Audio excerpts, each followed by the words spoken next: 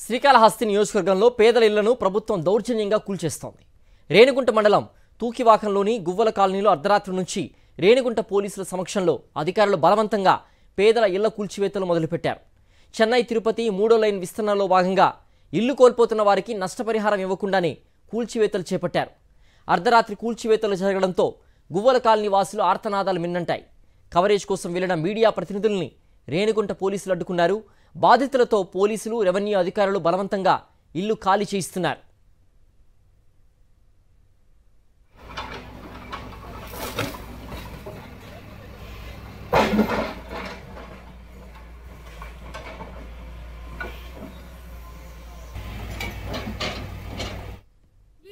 Vote అడిగేదానికి వస్తారు కదా, ఆ ఓటు అడిగేదానికి మాకు న్యాయం చేయకుండానే మీరు ఓటు అడిగేదానికి ఇప్పుడు వస్తే మేము ఎట్లా వేసేది?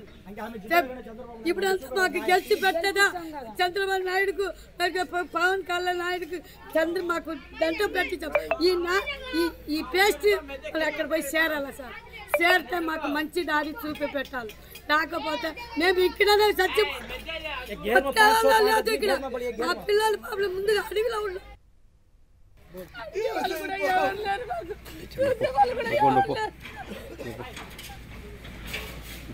పిల్లల్లాగా పెట్టుకున్నా సార్ మా ఇల్లు. మీకేం సమాచారం ఏమీ లేదమ్మా?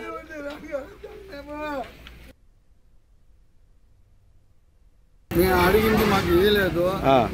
రాత్రి 1 గంటలకు వచ్చి నాకే ఫస్ట్ పట్టుకుని వెళ్ళిపోయినారు. తప్పే వాళ్ళకి వదిలేసినారు. నేను నాయగా అడిగినాను, సార్ మాకు 3 నెలలు ఇల్లు చూపండి, స్థలం చూపండి, ఏదో మా కట్టుదానికి డబ్బు ఇవ్వండి, మేము కట్టుకొని 3 నెలలు గడువు అయినాయి సార్, మేము కట్టుకుంటాం. ఎన్ని సంవత్సరాలు ఉన్నారు ఇక్కడ మీరు? మేము 45 సంవత్సరాలు ఉన్నాం సార్. నేను 5 సంవత్సరాల పిల్లోడిని.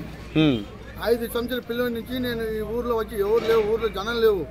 3 ఇళ్ళ వాళ్ళ నుంచి ఊరు పెద్దది చేసినాం. మాకు అన్యాయం చేస్తున్నారు కానీ మాకు ఆదాయం చేయలేకుతున్నారు. మా కడుపు కొడుతున్నారు కానీ మాకు ఏం లేకున్నా దౌర్జన్యం చేసుకుని ఇల్లు అన్ని పగల కొడుతున్నారు.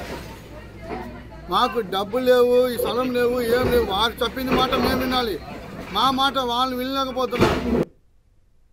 నైట్ 2 గంటలకు వచ్చి ఇంట్లో ఉండే మనుషులను అందరినీ ఎక్కడ ఎత్తుకొని పోయినారో ఇంతవరకు మాకు సమాచారం లేదు. మా సామాన్లు ఎత్తుకొని పోయి ఎక్కడ వేస్తున్నారో మాకు తెలియటం లేదు. ట్రాక్టర్ల పైన లారీ పైన లారీ వస్తూనే ఉంది కానీ మా సామాన్లు ఎత్తుతూ ఉన్నారు. మమ్మల్ని ఒక్కరిని ఇంట్లో అలో చేయకుండా మాకు అందరిని బయట తోసి వేసేసి తీసుకొని పోయిన వాళ్ళు ఏమైనారో ఏమవుతున్నారో అర్థం కావటం లేదు. అక్కడ ఏడుస్తున్నారంట, చేస్తున్నారు అంటున్నారు. ఏ ఊర్లో ఉన్నారని కూడా అర్థం కాలేదు. చిన్న పిల్లకాయలు, తల్లి ఇక్కడ ఉంటే పిల్లకాయలు అక్కడ ఉన్నారు, పిల్లకాయలు అక్కడ ఉంటే తల్లిదండ్రులు ఇక్కడ ఉన్నాము. ఎక్కడెక్కడ ఎట్టేటో బతుకులో పడుతున్నాం సార్. సామాన్లు ఎక్కడ ఎత్తుకొని వేస్తున్నారు తెలియటం లేదు.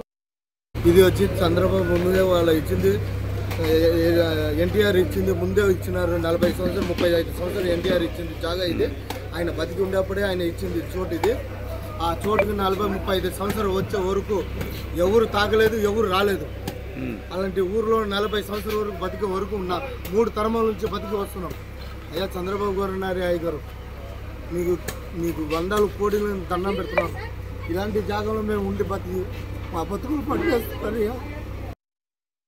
రాత్రి 1 గంటకు వచ్చినారు సార్. 1 గంట నుంచి మా అమ్మ మా నాన్న అందరూ పిలుచుకొని ఇంకా రాలేదు సార్. వాళ్ళు ఫోన్ కూడా లేదు సార్, అసలు బయట కూడా వదలట్లేదు సార్. నేను ఒకేదాన్ని సామాన్లు ఎత్తుమంటే రాత్రి 1 గంట నుంచి ఒకేదాన్ని ఎత్తుతున్నాను సార్. పిల్లలు కూడా కనిపించట్లేదు సార్. 2 తమ్ముళ్ళు ఆడిపోయినా కూడా తెలియదు. చెప్తే వాళ్ళు పిలుచుకొని వెళ్ళారు చెప్తున్నారు. ఇంకా కూడా చూపించలేదు సార్. టైం 9 అవబోతుంది సార్.